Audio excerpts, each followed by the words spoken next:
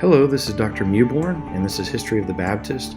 We are in Lesson 20, also known as Baptist Associations and Education. And so what we're focusing on here is the period of time in the 1700s of what was going on with the Baptist and their thoughts toward education, associations, and their attitudes towards these things. Let's look first at Baptist attitudes toward education.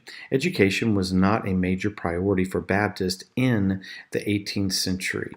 They feared that learning would diminish the movement of the Spirit of God. They truly thought that if they focused more on learning or education or human intelligence, they would be pushing out the movement of the Spirit of God, whether it was in teaching or preaching. And so this became a problem for them. And so they wanted to lean more toward the Spirit of God's work and not human ability. And this was kind of a focus for many of them, and so they really shied away from education in that regard. Also, the clergy from state churches were often educated and salaried. Baptists refused to follow the same path. Not all Baptists, but some Baptists definitely have refused to follow this path. And the path is the path of the state churches, like the Anglicans or the Congregationalists. They were going down the path where their pastors were definitely educated. They've been a part of colleges. They had grown up, whether it was in England, and they had received a great education there, or received one in the colonies. However they did that, they were receiving an education. But of course, the Baptists said, many of them said, no, we don't want to go that route because we'll look too much like them. Separate Baptists on the frontier were afraid that formal education would lead to disesteem of the Bible. And so what they were saying is, if we go down this direction of formal education, what we'll do is we will not support the Bible the way that we should. It will not be esteemed in our preaching. We will not highly esteem it, whatever would be the wording there. And so what is happening is that there was this knee-jerk reaction to the educated community of pastors and saying, we don't want to be like this because we want to always lift up the Word of God and focus on it mainly. I found this little saying here. They say ignorance is bliss, but I find yours rather disturbing.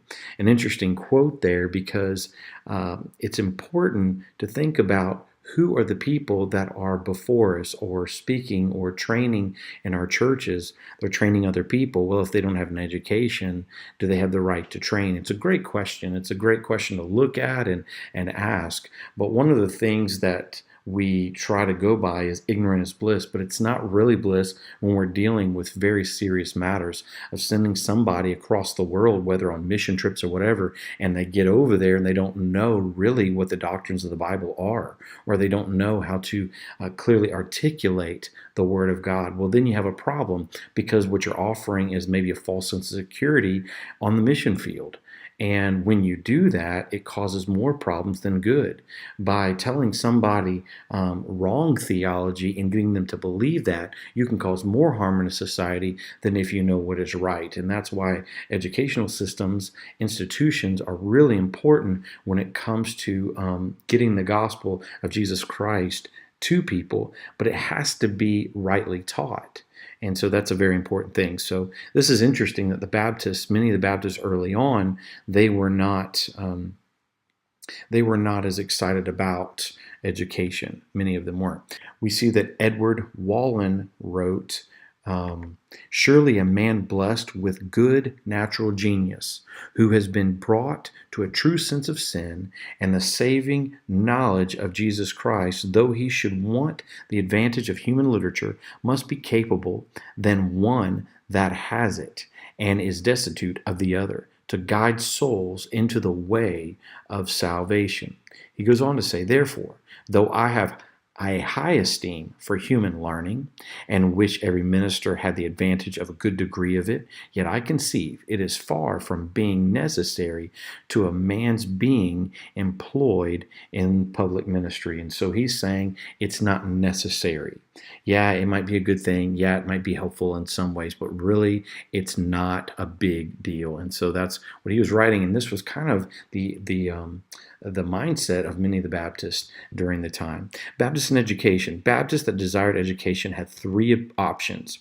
They could learn on their own, travel to England, and be educated there, or they could attend Harvard or Yale. These were the options that these Baptist ministers had. Whether it was training on your own or if it was formal training, whatever it is, there was a form of training that Baptists had the options of going into, and so they could make those decisions. Baptists often face harassment and disrespect at schools such as Harvard and Yale. Many of them returned home or accepted the tenets of congregationalism because that's what they would be learning in Harvard or Yale. The joke was you could send a Baptist to Harvard, but you could not get one back. And that's the idea. It's that oppressive mentality of Harvard itself would have pushed them out of the Baptist, or the harassment they received in general would have either caused them to leave Harvard, or they would have accepted some of the tenets of another denomination. And so that's what was happening during that time. Here's a picture of the original college building of Harvard. There you go, 1638 to 1670. And so just a picture there for you. Continuing on with the education side of things, there's Baptist academies. Churches and academies were often affiliated with one another, and so they worked together to help train young people for maybe ministry or just in the Baptist teaching and Baptist faith. Strong leaders in the Baptist faith would teach at these academies, men such as Samuel Jones, Hezekiah Smith, William Williams. The Charleston Fund, started by Oliver Hart. Hart was one of the most influential religious, social, and political leaders of the pre-Revolutionary War in the South, raised funds for Baptist education and ministerial projects. It's a big focus. They were trying to train people in Baptist schools or Baptist training union type things so that they can understand, what does the Baptist believe? I want to show you this picture. This is kind of interesting. This is Tampa Bay Christian Academy, but it was once called Tampa Baptist Academy, and that was a school that I went to for a couple of years. Now this is an older, I don't know how old this picture is here, but I remember that actual place coming out of the lunchroom. You would see that in front of you. But this school, the whole point of it was to train you, and I was trained there for a couple of years, of what it meant to be a Baptist, even though our family wasn't devout Baptist, but that's what they were teaching at that school, and that was the name of the academy. But that was the push, and it's these ideas of Baptist academies were to train people up into the Baptist understanding and the Baptist faith. Talking more about education, we've got to talk about Rhode Island College, which is the oldest Baptist college in America. And so it's the first that we know of. Today, Rhode Island College is known as Brown University, which many people have heard of, very popular school. 1763, James Manning, Baptist minister, was sent to Rhode Island by the Philadelphia Association of Baptist Churches in order to found a college. RIC was started in 1764. And here's kind of what you see is just kind of like a flyer. In 1914, it says 150th anniversary of the founding of Brown University. And that's when they're going to celebrate that. I thought that was kind of an interesting thing that I found online, and seeing the back then, the years that had gone by at that time. Now let's talk a little bit about associations. The Philadelphia Association, that was formally created 1707, started from a group of churches that Elias Keach and Thomas Killingsworth started and served and worked and served at. Usually met once a quarter for united worship, and of course coming up with things that would be good for the churches, working together, coming up with projects and things like that.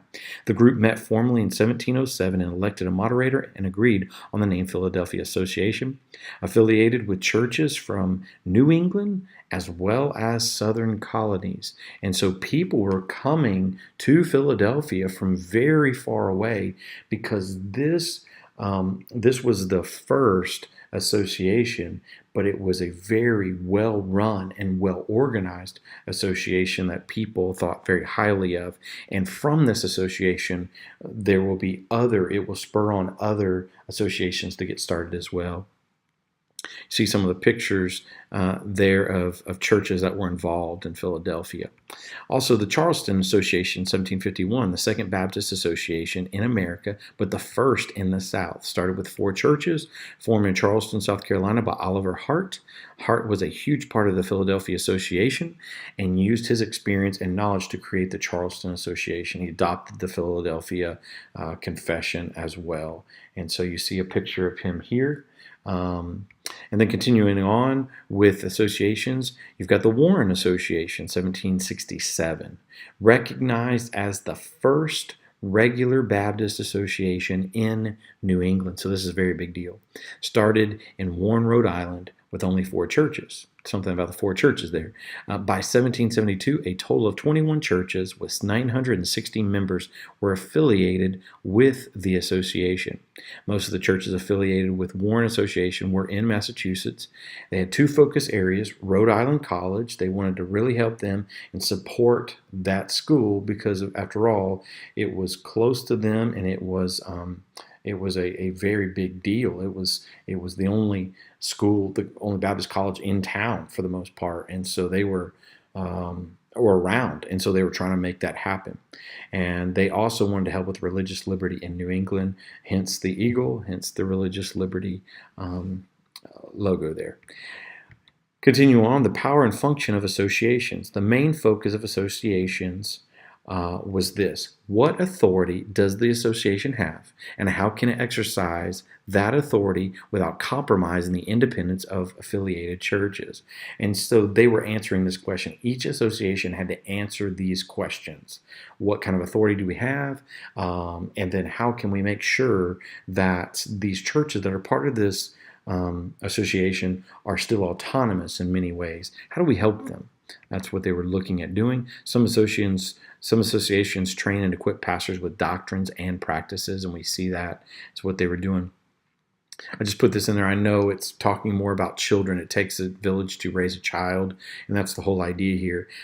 But it takes an association sometimes to raise churches and to develop churches very well. And that's what was going on. They needed help. And the associations would help churches develop. They would help train people. They would encourage them. And there's a lot of different opportunities that the associations did to actually minister to the different churches. It was very special for many years, and still is today in some associations. The main focus of associations provided doctrinal training for pastors, provided pastoral practical training for pastors, helped churches seeking pastors as well as pastors seeking churches. And so one of the things it did, if a church was without a pastor, they'd help find a pastor. And then, of course, if there was a pastor who felt called to be, or a person that felt called to be a pastor, they would help them find a church. And so that's what they also helped do. They provided benevolent work for churches. And so many times, if a church needed something, they would provide that work to help them out, or somebody needed help, they would provide that. Number 5, provided fellowship for lonely and persecuted pastors. A lot of people, especially on the frontier, they were out by themselves, and they needed that support system. And that's a lot of what these associations were doing, because these pastors were lonely, they were being persecuted, they were going through difficult times. They needed somebody to help them come alongside. The associations did that, and helped train young preachers with preaching.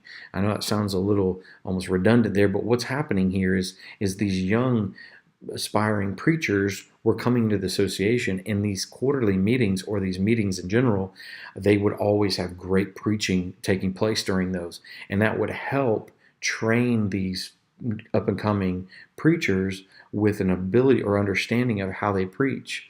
And this was a big deal at the time. I wanted to show you this slide. I found this just on Google, looking up associations and what they do. It's the idea of, it's a convention actually. I think it's the SBC Convention of Virginia. And what they have here is a transitional pastors training program. The idea of pastors transitioning, going into different fields, or some associations actually provide a transitional minister, like an interim pastor, to come in and help churches go through all this transition of going from one pastor with his personality to a new pastor with a new personality and a new vision and a new attitude. And so there's ministries out there that help do these very things. So I thought this was a really neat slide to show you as well. All right, well, that is lesson 20, Baptist Associations and Education. Good to be with you today. Hope you have a great rest of the day, and God bless you. Bye-bye.